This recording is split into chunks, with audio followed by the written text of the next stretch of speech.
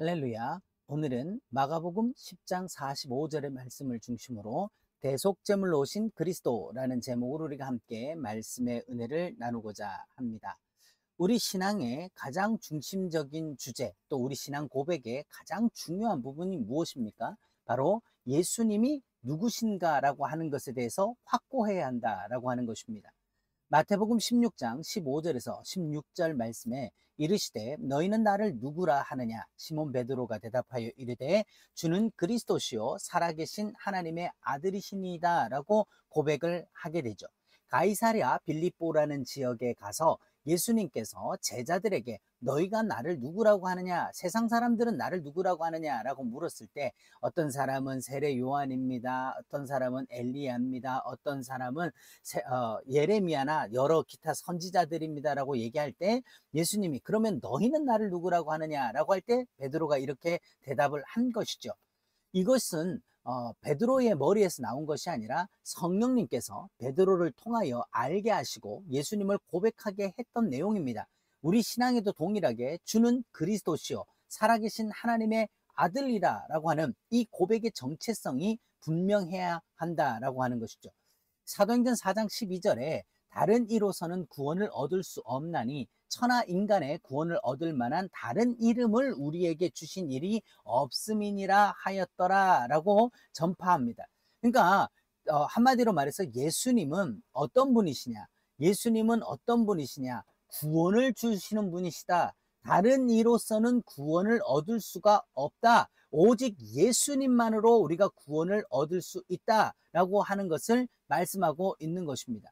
그럼 예수님께서 이 땅에 오신 이유가 무엇입니까? 요한복음 3장 17절에 하나님이 그 아들을 세상에 보내신 것은 세상을 심판하려 하심이 아니요 그로 말미암아 세상이 뭐를 얻는다?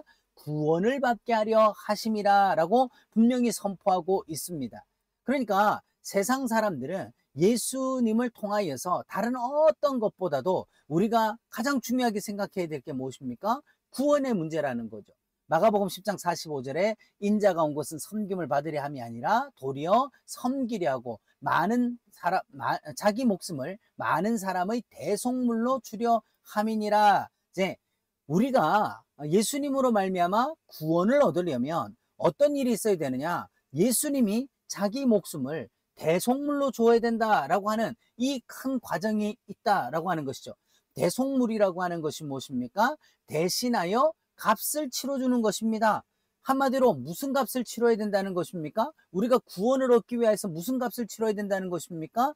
죄값을 치러야 된다. 그 죄값을 우리가 감당할 수 없기 때문에 하나님께서는 독생자 예수 그리스도를 이 땅에 보내서 우리의 죄값을 대신 지게 하는 대속물로, 대신 갚아주는 속죄물로 주셨다는 것이죠. 구약의 이것에 대한 예표가 무엇입니까? 속죄 제사를 통하여서 드려지는 제물들의 죽음이 바로 우리 죄를 대신하여 대속물로 드려진 예수 그리스도에 대한 예표와 모형으로 우리 가운데 주어졌다는 것입니다. 그럼 성경에서 말하는 죄에서 벗어나는 방법, 이걸 다르게 말하면 우리가 구원을 얻는 방법이 뭐냐 하는 것이죠.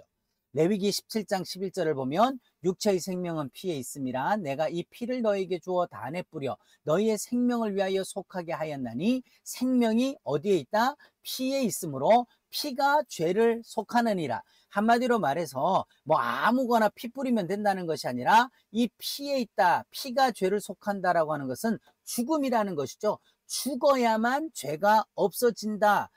우리의 죄값을 대신하여 죽어야 된다라고 하는 것을 말씀하는 것입니다. 히브리서 9장 22절에도 율법을 쫓아 거의 모든 물건이 피로써 정결케 되나니 피 흘림이 없은즉 사함이 없느니라 라고 말씀을 하죠. 한마디로 말해서 우리의 죄가 없어지기 위하여, 우리의 죄를 사하기 위하여서는 반드시 죽음과 피 흘림이라고 하는 이 역사가 있어야만 한다라고 하는 거예요.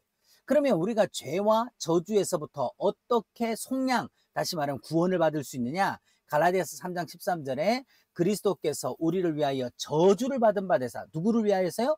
우리를 위하여 저주를 받았다. 예수님에겐 죄가 없어요. 그런데 우리 죄를 대신 갚아주시기 위하여 우리가 받아야 될 저주를 예수님이 대신 받으셨다는 거죠. 그래서 율법의 저주에서 우리를 속량하셨다, 갚아줬다는 거예요. 그래서 기록된 바 나무에 달린 자마다 저주 아래 있는 자라 하였습니다. 이 말씀 그대로 예수님이 십자가라는 나무의 사형 형틀에서 죽으심으로 말미암아 우리 죄값을 갚으신다는 거예요. 그래서 원어적으로 보면 이 카타라라고 하는 것이 뭡니까? 저주라고 하는 것은 카타라라고 하는 것인데, 벗어날 수 없는 운명, 노예의 결박이라는 거예요. 한마디로 말해서 노예는요, 뭐 자기 의지와도 상관없고 노를 거도 상관없이 그 신분에서 벗어날 수가 없는 거죠. 우리가 죄의 노예라는 것은 내가 인정을 하던 하지 않던, 얼마나 노력을 했던 어떻든 간에 우리는 이 죄의 속박에서 벗어날 수 없는 카타라, 이 운명 속에 있다라고 하는 겁니다. 그런데 엑사고라조, 속량이라고 하는 이 엑사고라조가 뭐냐면 대가를 지불하고 사다, 구출해주다, 이런 거예요. 쉽게 얘기하면 이 고대 사회에서 노예를 돈을 주고 사고 팔 때에 어떤 선한 사람이 와서 그 노예의 몸값을 지불하고 노예의 문서를 찢어버려서 그 사람을 자유인이 되게 해주는 것, 그것이 엑사고라조라는 겁니다. 한마디로 말해서 우리가 누구의 노예가 됐는데, 죄와 마귀의 노예가 돼서 일생에 매여 종로로 타고 있던 우리를 대가를 지불하고 샀다는 거예요. 그래서 의문에 쌓인 증서인 그 죄의 죄의 죄문서를 찢어버리고 우리를 구원하시는데, 그 대가가 뭐냐? 바로 예수님이 자기 생명을 주어서 우리를 살리셨다는 것입니다. 십자가에서 예수님이 그 살을 찢어 그 피를 흘림으로 우리를 값을 주고 샀다는 거예요. 공짜가 아닙니다. 그 대가를 지불하고 우리를 죄와 사망에서 자유하게 하셨다. 그럼 복음의 핵심 가치가 뭐냐? 바로 십자가와 부활이라는 거죠. 로마서 4장 25절에 예수는 우리가 범죄한 것 때문에 내어줌이 되고, 쉽게 얘기해서요, 죄는 누가 지었는데? 죄는 우리가 지었는데 우리의 죄값을 위하여 누가 내어줬습니까? 하나님이 자기 아들을 내어주고 우리를 의롭다 하시기 위하여 살아나셨느니라. 자, 십자가에서 죽으신 것만으로 구원이 완성되지 않습니다. 예수님이 부활하심으로 말미암아 우리의 죄값이 끝났다라고 하는 확인 도장을 찍었다라고 하는 것이죠. 그래서 우리가 범죄하다라고 하는 건 파라토파라고 하는 옆으로 미끄러지다, 탈선하다라는 거예요. 그런 우리를 위하여 그런 죄로 말미암아 범죄한 것 때문에 우리가 포기되어지고 넘겨져 버린 거예요. 누구에게로요? 마귀에게로. 태초의 첫사람 아담이 선악과를 먹게 되는 그 사건으로 말미암아 하나님 앞에서 우리가 추방되게 된 거죠. 그런데 에게이로 다시 깨우다, 눈을 뜨게 하다, 죽음에서 일어나다, 살아나셨다. 이 부활, 부활이 왜 중요합니까? 여러분, 십자가로만 되는 것이 아닙니다. 부활이 왜 중요합니까? 십자가는 우리의 죄값을 갚아주셨다라고 하는 하나님의 그 사랑이시죠. 그런데 이 부활을 통하여서 확증되어야 된다는 것입니다. 도장이 찍혀야 된다는 것이죠. 그래서 십자가와 부활이라고 하는 것은 떼어놓을 수 없는, 둘로 나뉘어질 수 없는 그 가치다라고 하는 것입니다. 우리를 살리시려는 이 하나님의 사랑을 우리는 절실하게 깨달아야 되는 거죠. 베드로전서 3장 18절에 19절에 그리스도께서 한 번 죄를 위하여 죽으사 의인으로서 불의한 자를 대신하셨으니 이는 우리를 하나님 앞으로 인도하려 하심이라. 예수님이 십자가에서 왜 죽으셨냐? 왜 예수님의 십자가의 죽음이 필요하게 됐냐? 하나님의 존전에서부터 추방되어진 우리를 다시 하나님께로 인도하기 위해서 이 십자가 없이는, 피 흘림이 없이는, 예수님의 대속의 죽음이 없이는 안 된다는 것이죠. 육체로는 죽임을 당하시고 영으로는 살리심을 받으셨으니 저가 또한 영으로 옥에 있는 영들에게 전파하시느니라. 한마디로 말해서 이 예수님의 부활을 통하여 가지고 사망 권세가 깨어져 버렸던 것이죠. 마귀는 이 사망이라는 권세를 가지고 아담 이후에 모든 인류들을 다 죽음으로 인생을 끝내게 했는데, 그 아담 이후에 어떤 사람도 이 죽음을 이긴 자가 없는데 누가 이기셨습니까? 예수님이 그 사망을 삼킨 바 되어서 다시 살아나심으로 우리의 영원한 생명이 되셨다. 만약 예수님이 십자가에 죽으신 것으로만 끝났다면 우리에게 무슨 소망이 있겠어요? 어제 죽은 사람도 오늘의 나의 보증이 되지 못하는데 어떻게 2000년 전에 죽으신 분이 내 보증이 되겠습니까? 그러나 우리 주님은 어떻게 하시죠? 살아계시다는 거예요. 살아계신 주 나의 참된 소망 걱정 근심 전혀 없네. 살아계실 뿐만 아니라 그분은 내 안에 와 계신다 이 말이에요. 우리 안에 인치시고 내 안에 계신다는 이 엄청난 감격이 우리 가운데 주어지는 것이죠. 베드로전서 1장 18절에 너희가 알거니와 너희 조상의 유전된 망령된 행실, 이게 뭡니까? 죄예요.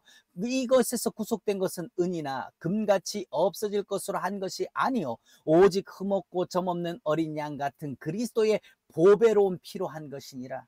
여러분, 짐승이 죽어서 흘린 그 피를 가지고도 하나님은 죄를 간과했는데 그 아들 예수 그리스도가 흘린 그 피를 가지고 우리를 어떻게 죄와 사망에서 대속하지 못할 수 있겠느냐 이 말이죠. 왜 예수님만 우리의 구원이십니까?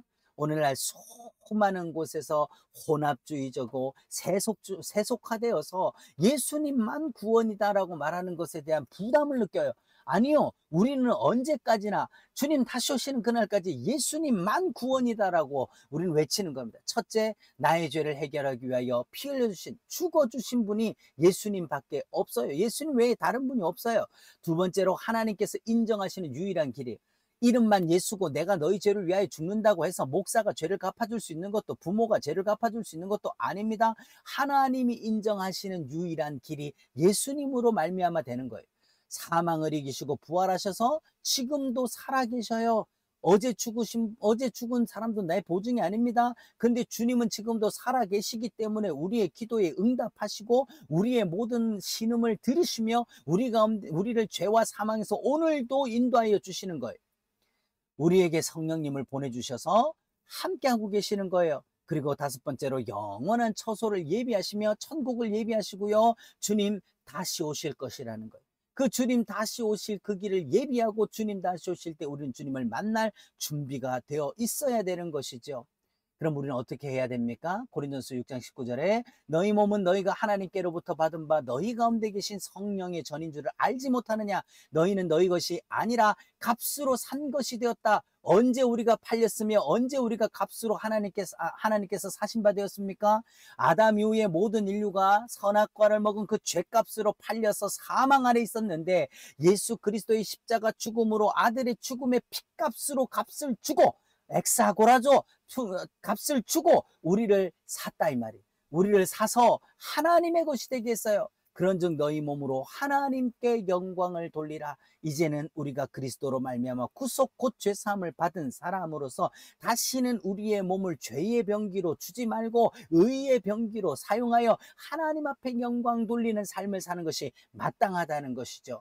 사랑하는 성도 여러분, 예수님께서 이 땅에 왜 오셨습니까? 단 한 가지 목적, 죄인을 구원하러 오셨어요.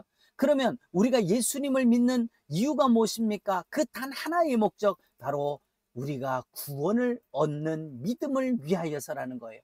예, 세상에서 성공하고 잘 먹고 잘 살고 그것은 자기 노력하기 나름이에요. 그러나 구원에 관한 이 구원은 오직 예수 그리스도로만 우리 가운데 주어지는 것이니, 오직 하나님의 뜻을 따라 대속물로 오신 그 예수님을 믿음으로 말미암아 구원에 이르는 저와 여러분 되기를 예수님의 이름으로 축복합니다.